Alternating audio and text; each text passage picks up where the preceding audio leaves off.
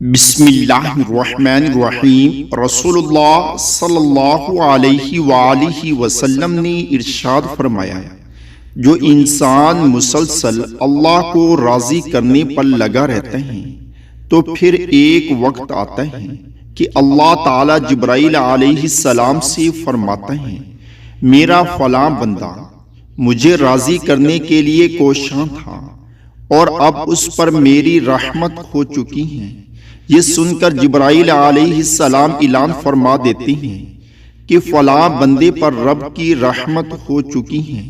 پھر یہی جملہ عرش اٹھانے والے فرشتے، ان کے ارد گرد والے فرشتے اور یہاں تک کہ ساتوں آسمانوں کے سارے فرشتے دہرانے لگتے ہیں، اور پھر یہی بیانیہ زمین میں اتار دیا جاتا ہے۔